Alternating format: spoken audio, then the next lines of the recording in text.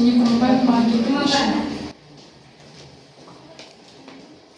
Синий Курманбаевна біздің бөбекжайымызға жаңадан логопед маманы келді. Есімі Айгерім Бақытқызы. Сіз оның бүгіннен бастап тәлімгері болып тағайындалсыз. Жақсы, өте қуаныштымын. Смогла Синий Курманбаевна, психолог. Қош келдіңіз.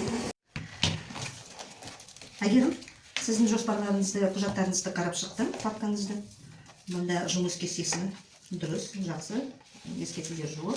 Мына циклограммаға қарағанда, мен тағы да біздің нұсқауды таптым. Осы нұсқауды қарасаңыз, сізге лайық болса, ұнаса, мынаны пайдаланасыңыз десем.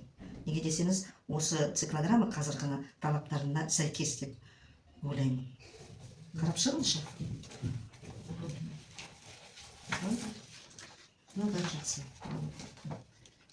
Мынау әр баламен жеке-жеке жазылған ғой, циклограмма әр балаға. Мен негізі топ бойынша жасап едім. Негізі әр баламен жасалған циклограмма жасап. Көбінде жеке жұмыс жасайсыз ғой. Жеке жұмыс жасағасын, әрбір балаға арналған циклограммада, әрбір балаға арналған нелері болса, пункттары деп ойлаймын, ол дұрыс. Бүгінгі күнге менде сізге шағын тосын сый бар. Қараңыз, жылдың басында сіз ұядан түсіп қалғандай балапан болмаған, солай көріндіңіз. Қанатым бар, ал күшім ұшуға жоқ деп. Ал жыл бойы сіз сіздің кәсіби деңгейіңіз өсіп, осы бүгін мына фотолар дәлел болады деп ойлаймын. Және сізге жұмыстың біздің қызықты сәттілері есте сақталады. Мысалы, қараңызшы, сіздің ойыңызда бар ма біздің психологиялық аптамыз? Біз бірігіп, жоспар жасап, барлық ұжымға психологиялық аптаны өткіздік. Әрине. Курманбаевна, сол кезде қалай ұмытамын. Біз кешке жақын келіп жұмысын істеп, есіңізде ма? Сол кездерді. Сағаттың кешкен, бір кешке келді. Енді сіздің сабақтарыңызға қатысып, жеке жұмыс өткіздіңіз. Articulation Station сияқты қосымшалар балаларға дыбыстарды дұрыс айтуға көмектеседі. Айтпай сезім тамаша сабақ болды. Енді сіз? Курманбаевна, есіңізде ма, мынау кезде сіздің сабағыңызды мен фотоға түсіремін деген. Арасында мобилографта болып кетіппін ғой, сонда.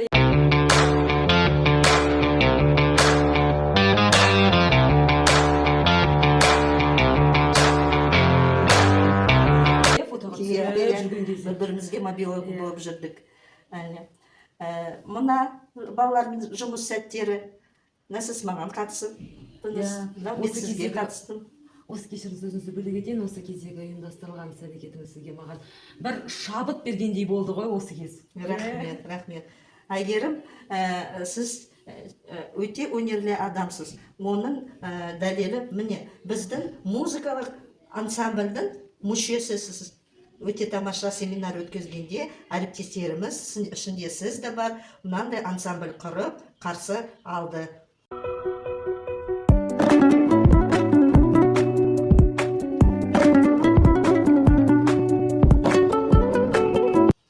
Қонақтарды қарсы алды. Ал мұнда музыкант болсаңыз, мұнда актер болып кеттіңіз. Құрылысшының рөлін ойнап отырыңыз ашық сабақта. Сәлеметсіздер, мен құрылысшы боламын. Өте керемет. Ендеше біз осы мамандықтарымызды мың алғыс айтайық. Жақсы. Ал сіздің жылдың аяғында кәсіби деңгейін өскенін ең үлкен дәлелі мына жұмыстарыңыз.